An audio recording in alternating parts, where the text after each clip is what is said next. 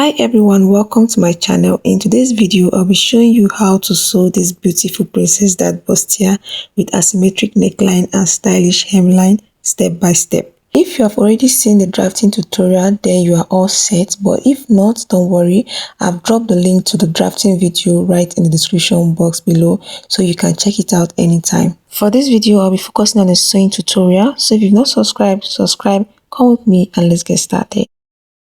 This is my pattern paper and I have transferred already to the fabric, and I added 0.5 inch around at the side front where I'll be joining to the center front, and at the center front I added 0.5 inch all around. This side front now, if you notice, I didn't add at the other side because we already added our sewing allowance at the edge, so I only added at the part where I'll be joining to the center front, and I also added 0.5 inch at the hem. After transferring to the pattern, the next thing I added hairstay to the fabric to give it a little bit of weight, and I also cut out lining for each of the pieces for the center front and also the side fronts. For this center front, I notched the under bust using the pattern paper. The next thing I'll do now is to pad my bustier, and I'll be starting with the center front. So I'll pay attention to the under bust where I notched, and I've also cut out my interfacing that I'll be using for this padding. So I'll place the interfacing from the under bust. As you can see, I used my pattern paper to cut out my interfacing. It's a lot easier that way. I'll come up 1.5 inch from the chest line, then I'll cut out that 1.5 inch line and also the under bust. So I try to notch the under bust very well so that I can see what I'm doing.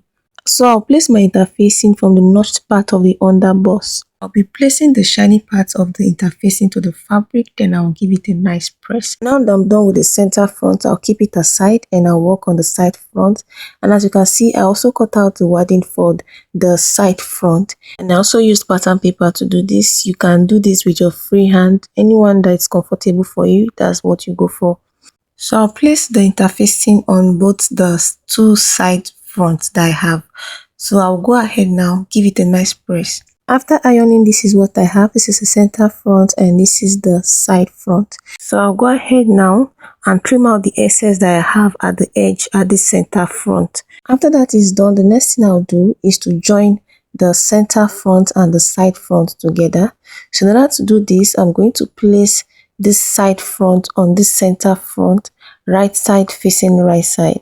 For this side that there is curve, I'm going to start from that point of the curve, okay? Then I'll pin down this side front to the center front. I'm going to pin it down all around into the armhole. So when I'm doing this, I'll take my time to do this to make sure that I get it right, because this is where the bustier happens. This is where the curve and everything, the niceness of it comes out. If this part is not well taken care of, the bustier might not turn out right, okay? So I'm just going to pin this down all the way. Now that I'm done with that, this is what it looks like. So I'm going to go ahead to the sewing machine now and stitch this down by 0.5 inch, starting from the down all the way into the armhole. And I also do this for the other side. For this other side, I'll be starting from the hem. You remember the other side didn't start from the hem, started from the curve.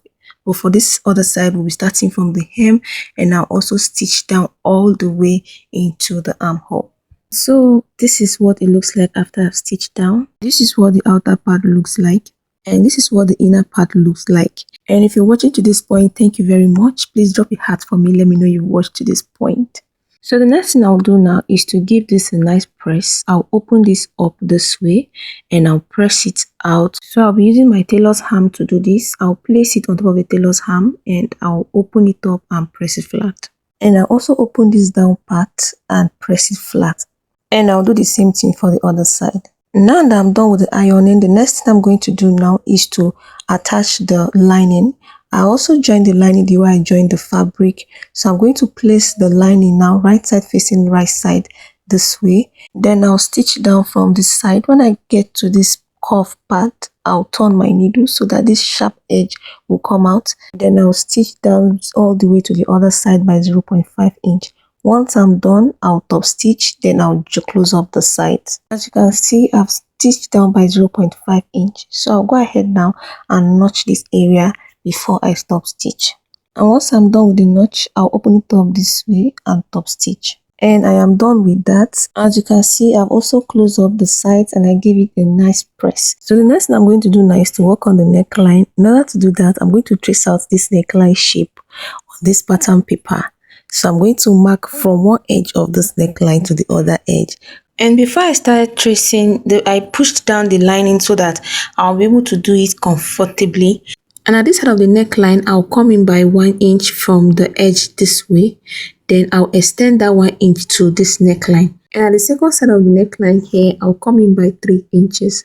Once I'm done with that, I'll extend the neckline to that 3 inches. And after that, I'll lift up this side this way and trace out this neckline, extend it to the edge of the armhole this way. Once that is done, I'll connect from the shoulder all the way down to the armhole. The next thing I'll do now is to determine how wide I want my collar to be. At this side of the shoulder, I'll come down by 3.5 inches. Then I'll connect the shoulder to that 3.5 inches.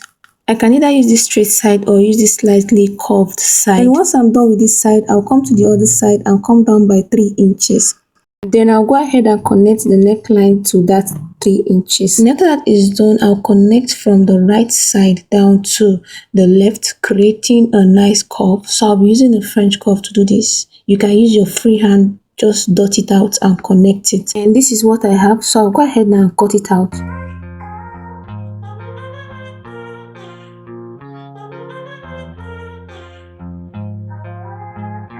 After cutting out the excess around this pattern, I separate the two and I also transferred it to my crepe fabric and I added 0.5 inch all around, and each of the pattern I cut 2. So I'll go ahead now add stay to each of them so that it will have a little bit of weight. And after I add the stay, I'll stitch down by 0.5 inch on this side, and at this side also I'll stitch down by 0.5 inch. After stitching, this is what I have.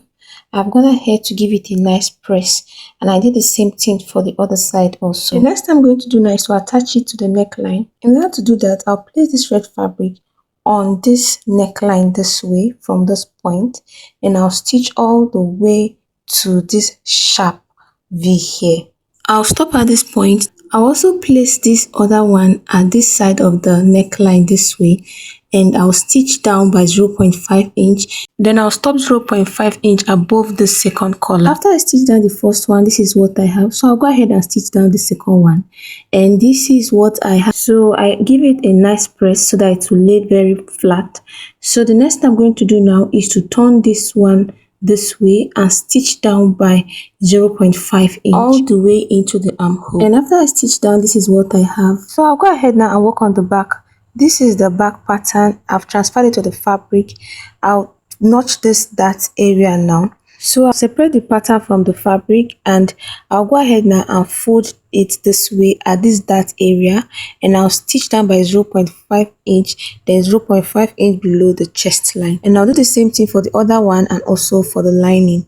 And this is what it looks like. I'm done with the dart. So I'll go ahead now and stitch the neckline, top stitch, stitch the hem, top stitch, then I'll close up the sides. After all that is done, this is what I have. So I'll go ahead now and bring everything out through the armhole, then I'll give it a nice press. After ironing, this is what I have.